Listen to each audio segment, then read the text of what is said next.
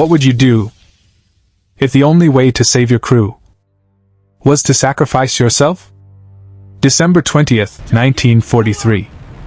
High above enemy territory, over Bremen, Germany, a single bomber is about to face hell. Inside that aircraft, a 20-year-old gunner will make a decision so unimaginable that he will beg his own crew to throw him out of the plane.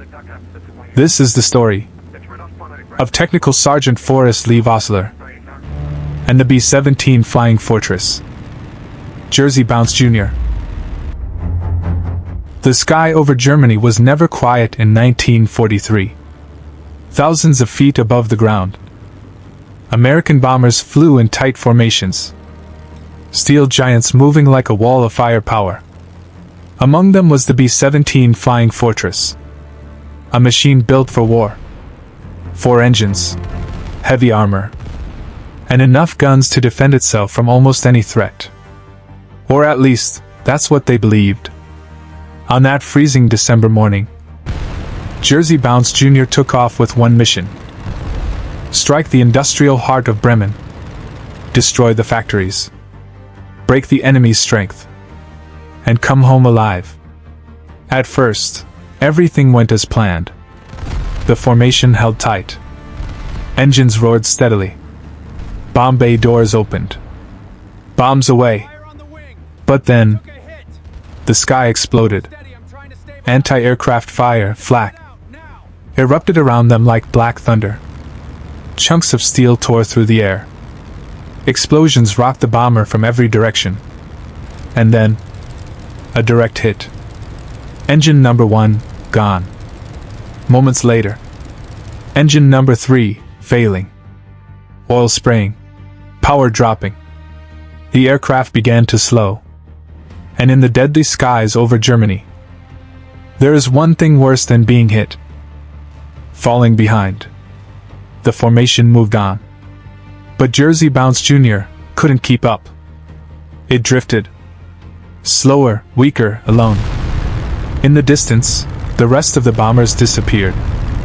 Now, they were a straggler. And stragglers were targets. Within minutes, they came. German fighters. Messerschmitt Bf-109s. Focke-Wulf 190s. Twin-engine Bf-110s. Fast. Deadly. Precise. Like wolves, circling wounded prey. The first attack came fast. Tracer rounds ripped through the sky. Cannons roared. 20mm shells slammed into the fuselage, tearing metal, shattering glass, sending fragments flying through the cabin. The tail gunner, George Busky, was hit badly. His guns fell silent, and that silence was an invitation. The fighters closed in, from above, from behind, relentless. Inside the aircraft, Technical Sergeant Forrest Vosler was not supposed to be the hero. He was a radio operator. His job was communication, not combat. But war doesn't follow job descriptions. As enemy fighters closed in, Vosler moved. He grabbed the top turret guns and opened fire. Bullets tore through the sky. Vosler tracked targets, firing at anything that moved. Then, impact. A 20mm shell exploded near him. Shrapnel ripped into his legs, his thighs. Blood filled the compartment. But he didn't stop. He couldn't. Because if he stopped, everyone would die. Another attack. Closer this time. A second explosion. Right in front of him. Blinding light. Heat. Pain. Shrapnel struck his face. His vision. Gone. One eye destroyed. The other barely functioning. He was bleeding. Disoriented. Half blind. And still, he kept firing. Later, he would describe it simply. Might as well die standing up. So that's exactly what he did. Blind, wounded, barely conscious, Vosler continued to defend the aircraft, firing at shadows, at shapes, at anything that might be a threat. Not because he could see them clearly, but because he knew if he didn't shoot, they wouldn't survive. Inside the cockpit, the situation was collapsing. 2 engines gone, fuel dropping, damage everywhere. The pilot, John Henderson, made the call. They might have to ditch. In the North Sea. Freezing water.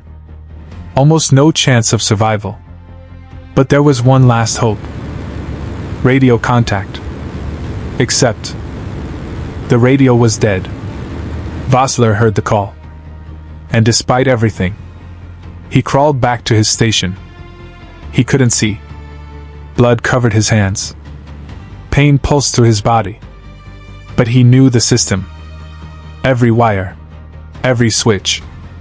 By memory. By touch. Working in darkness, he began repairing the radio. Piece by piece. Connection by connection. Fading in and out of consciousness. Minutes passed. That felt like hours. Then, a signal. Weak, but real. Vosler transmitted an SOS. Coordinates. A message to the world. We're still alive. The plane was barely holding together. To stay in the air, they had to lighten the load. Everything went overboard. Guns, equipment, anything not essential. Even then, it wasn't enough. Vosler knew it. And so, he made a request. A shocking one. He told the crew to throw him out. He believed he was dead weight. That his injuries were slowing them down. That by removing him, they might survive. But the crew refused. They wouldn't abandon him.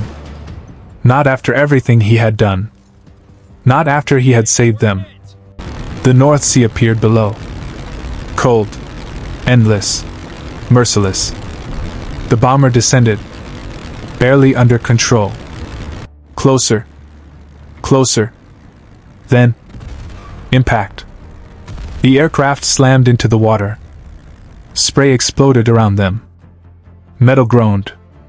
The Jersey-bound Junior began to sink. The crew scrambled out. Life rafts deployed. Chaos everywhere. And then, another crisis. George Buskey, the wounded tail gunner, was slipping. Unconscious. Sliding off the wing. Into the freezing sea. Vosler saw it. Or rather, felt it happening. And without hesitation, he grabbed him. Holding him. Against the crashing waves. Using what little strength he had left. To keep him alive. Until the raft was ready. One by one, the crew made it into the rafts. The aircraft disappeared beneath the water. Silence replaced chaos. Hours later, a British ship, the Empire Sportsman, arrived. All 10 men were rescued. Every single one survived. For his actions that day, Forrest Vosler received the highest honor possible. The Medal of Honor.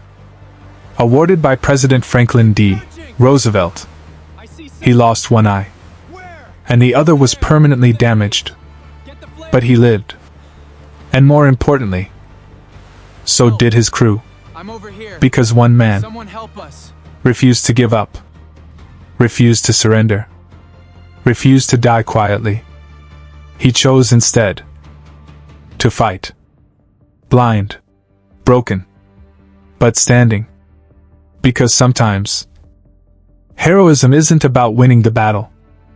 It's about making sure everyone else gets to live.